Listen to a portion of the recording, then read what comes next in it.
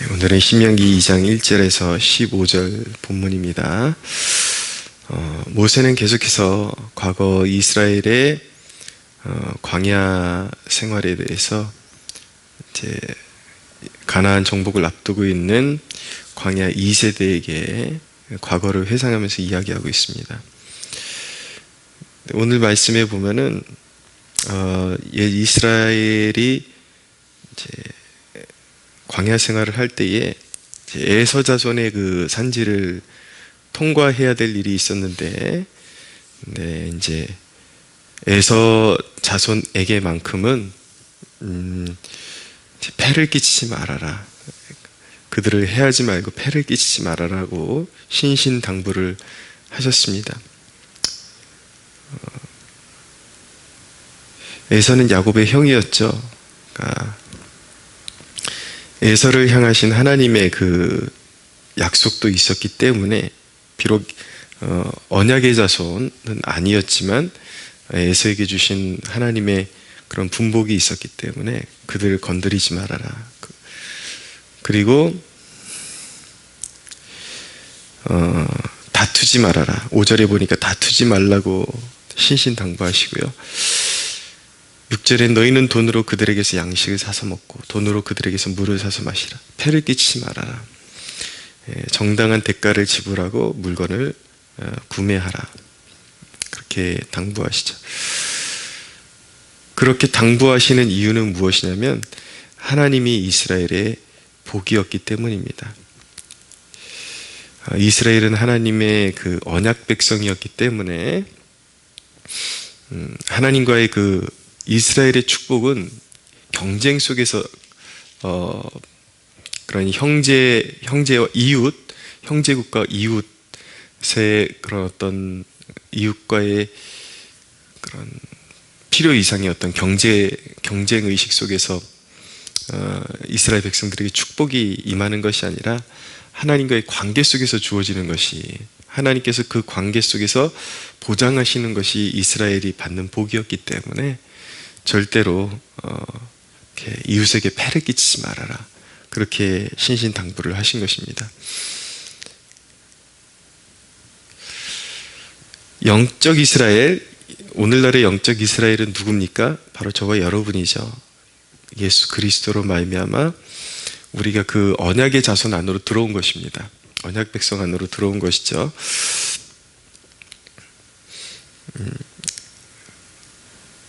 예수 그리스도와 새 언약의 관계로 맺어져서 하나님의 자녀된 백성들이 우리들인데, 우리는 하나님의 사랑받는 자녀들이기 때문에, 그렇기 때문에 너그러워야 되고 베풀기를 좋아해야 하는 것입니다. 하나님이 우리의 복이라는 이 개념, 환난 중에 더욱 우리가 붙들어야 될 진리라고 그렇게 생각이 됩니다. 지금 우한 폐렴으로 인해서 온 나라가 지금 경제적으로 침체되어 있는 것을 보게 됩니다.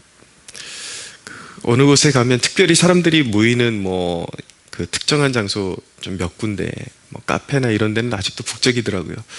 근데 그런데 외에 그런 어떤 기업이나 어떤 그냥 평범한 식당이나 이런 곳은 아주 지금 그 불경기를 만나가지고 살기 힘들다라는 그런 아우성이 계속되고 있습니다. 그런 의미에서 오늘 본문의 7절은 정말 우리 시대에 자칫 믿음을 잃어버리기 쉽고 세상에 휩쓸리기 쉬운 이 시대를 살아가는 그리스도인들이 특별히 붙잡아야 될 말씀이라고 여겨집니다.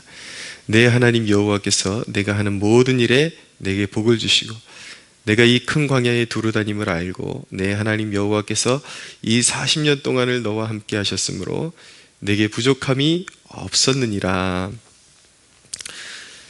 40년 동안 지내왔을 때 너희에게 부족함이 있었냐? 하나 신이 닳지 않고 옷이 헤어지지 아니하고 만나와 외출하기를 끊임없이 먹여주셨고 물을 먹여주셨고 끊임없이 너희를 보호 속에서 인도하신 그 하나님을 바라볼 때에 너희에게 부족함이 있었냐? 너희는 하나님께서 직접 대면하시고 직접 다루시고 그렇게 하나님께서 너희를 보살펴 오셨으니까 너희는 헛된 그런 어떤 두려움이나 헛된 어떤 그런 욕구, 그런 어떤 탐욕, 이런 것들을 가질 필요가 없다. 이런 것들의 노예가 될 필요가 없다. 하나님이 너희를 돌봐 오셨기 때문에 너희는 하나님의 보호받는 백성이기 때문에 절대 그런 데 욕심내거나 그런 어떤 두려움에 빠질 이유가 없다라는 말씀인 것입니다. 경제가 매우 침체되는 이 시기 가운데 하나님이 우리 삶을 책임지신다는 그 믿음을 가지고 우리가 진정으로 더욱 신경 써야 하는 일은 무엇이냐면 이럴 때일수록 더욱 예배하는 일에 더욱 힘써야 할 줄로 믿습니다. 정말 마음을 다해서 예배해야 됩니다. 환난 중에 경제가 어려우니까 지금 내 코가 석자인데 뭐 하나님을 뭐 어떻게 섬기느냐, 무슨 그런 정신을 가지고 여유가 있다고 이전처럼 기도하고 예배하겠느냐, 그러면 안 되고요. 이전보다 더욱 하나님만이 우리의 복이라는 그런 절대적인 믿음, 신뢰 가지고 이럴 때일수록 하나님을 의지하는 그 길만이 이 환난과 역경과 경제적인 침체를 통과할 수 있는 힘이라는 것을 더욱 믿고 신뢰하며 나아갈 수가 있어야 되겠죠. 저희 교회 청년 중에 한 명이 지난 주일날 평소에 예배 잘 나오다가 얼굴이 안 보이길래 아직은 믿음이 그렇게 무르익지 못한 친구거든요. 그래서 한번 주중에 신방을 갔습니다. 하는 이야기가 무엇이냐면 지금 이 시국의 바이러스 문제로 인해서 이제 총리령으로 PC방이나 헬스장 이 친구가 이제 그 뮤직복싱 그 체육관을 운영하는데 이런데도 이제 혹여나 운영하다가 바이러스가 그곳을 통해서 이제 옮겨지게 되면은 구상권을 청구하겠다. 그래서 문 닫아라. 그러니까 4월 제가 듣기로는 한 4월 2일 이때까지 4월 5일까지 문 닫아라, 문 열지 말아라. 그런 이제 행정명령을 받게 되면서 이 친구가 나름대로 방역하고 이러느라고 방역하는데 쓰는 소독하는 이렇게 전기 도구가 꽤 비싸더라고요. 그것을 또 할부로 구매하고 그래서 방역하고 이웃과도 그걸 통해서 이제 방역을 해주고 싶은 마음이 있어가지고 이제 큰 맘 먹고 좀 비싼 걸 샀는데 할부로 갑자기 이제 체육관 운영도 한 달 펑크가 나게 생기고 그러니까 멘붕이 온 거예요. 할부도 갚아야 되고 그러는데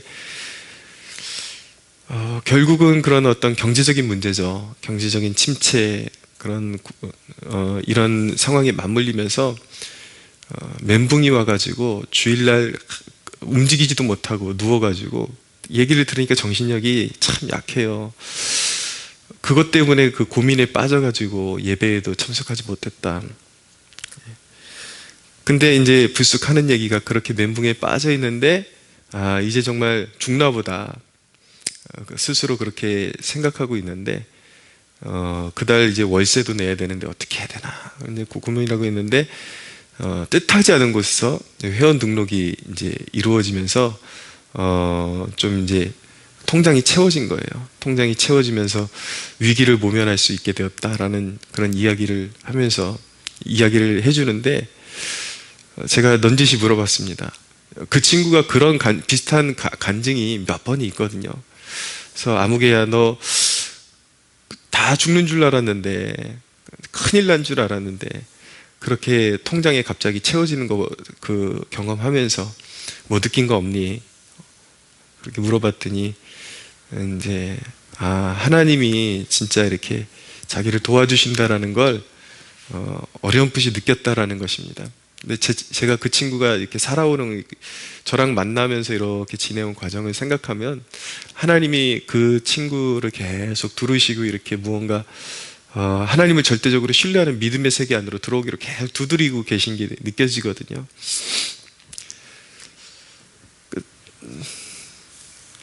제가 말했습니다. 그것 봐라.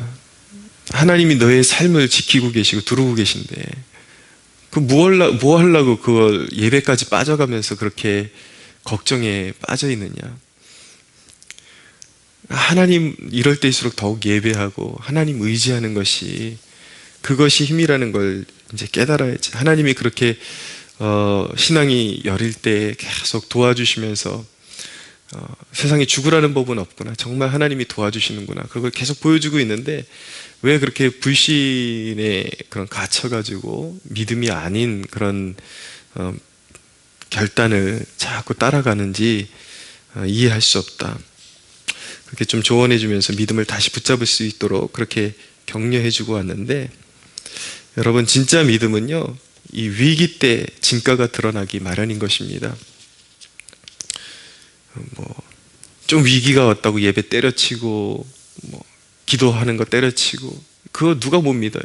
숨통 튈만 하면 예수님이 말씀하신 그 4가지 밭 가운데 한 가지가 그 가시밭에 그 씨가 떨어진 거잖아요. 근데 올라오긴 올라오는데 결국 재리의 유혹, 세상 염려 때문에 숨통이 막혀가지고 그냥 죽어버리는, 그건 사실은 믿음이 아니에요.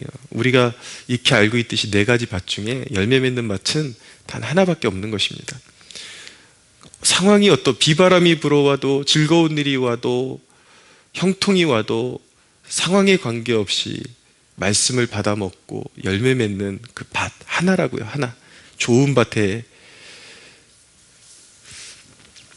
상황에 그렇게 일희일비하는 삶은 하나님 앞에 귀히 쓰임받을 수 없습니다. 그러니까 우리가 이럴 때일수록 더욱 하나님만이 우리의 복이다. 세상의 그 어떤 것의 환경에 하나님이 우리에게 주실 복은 흔들리지 않는다. 그 믿음 가지고 나아갈 때인 것입니다. 하나님이 나의 복이라는 확고한 믿음이 있으면 세상이 나보다 더 가진 것, 유리한 조건에 있는 것, 또는 내게 불리하게 작용하는 것들에 대해서 일희일비하지 않습니다. 그것 때문에 흔들리지 않습니다. 오직 굳건하게 하나님만 붙들고 나아가는 것이죠. 진짜 빛은 어둠이 짙어질수록, 비록 그것이 평소에는 희미하게 느껴질지라도 그것이 진짜 빛이라면 어둠이 짙어지면 짙어질수록 그 빛의 진가는 더욱더 귀하게 빛나기 마련입니다. 세상의 어두움은 빛을 발할 이유이지 망가질 이유가 될 수 없다라는 것을 우리가 깨닫기 원합니다. 어저께 한 매체의 그 뉴스를 접하니까 이태리가 지금 엄청나게 지금 사망자가 늘어나고 영적인 환란의 도가니 속으로 들어가 있잖아요.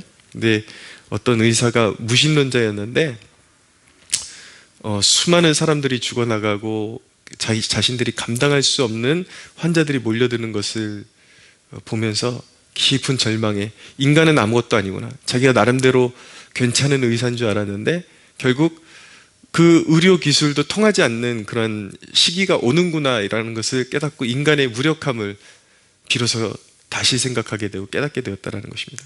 근데 이 의사의 그런 삶 가운데, 최근의 삶 가운데 충격으로 다가왔던 건 어떤 그 우한폐렴에 걸린 노 목사님이 입원하면서 성경책을 한 권 들고 입원을 했는데, 그 환란 가운데서도 옆에 있는 죽어가는 환자들에게 끝까지 성경 같이 읽어주면서 용기를 가지라고, 그리고 하나님에 대해 이야기했겠죠. 그리고 어떻게 영원에 이를 수 있는지 전도했겠죠. 그렇게 성경을 계속 읽어주는 모습을 보면서 어떻게 이 환란 가운데 저럴 수가 있을까라는 그런 의문에 빠지게 되면서 결국 이 의사가 이 노인 목사님도 결국 우한폐렴으로 죽었어요.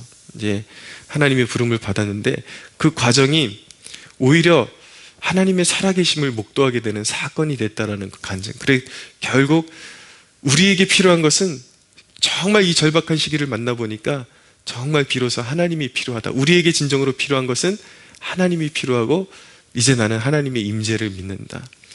그 수많은 죽어가는 사람들을 보살피기 위해서 유일하게 필요한 것은 하나님의 도움 외에는 아무것도 없다라는 것을 그가 깨닫게 되면서 이제 환자들을 진료하면서 하나님의 도움을 구하는 기도까지 하게 되었다라는 그런 이제 경험을 이제 매체를 통해서 접하게 되었습니다. 여러분 느끼는 거 없습니까? 환란 날에 여전히 하나님은 우리에게 빛을 발하기를 원하십니다. 그 노인 목사님처럼 진짜 우리의 믿음의 진가가 발휘해야 될 이때 흔들리지 말고 하나님만이 우리의 복이다. 예수 그리스도만이 우리의 영생이시다. 환란이 짙어질수록 죽음의 그림자가 드리워져도 믿는 자는 능치 못함이 없다. 이 믿음 가지고 승리하시는 저와 여러분들 되기를 예수님의 이름으로 축복합니다.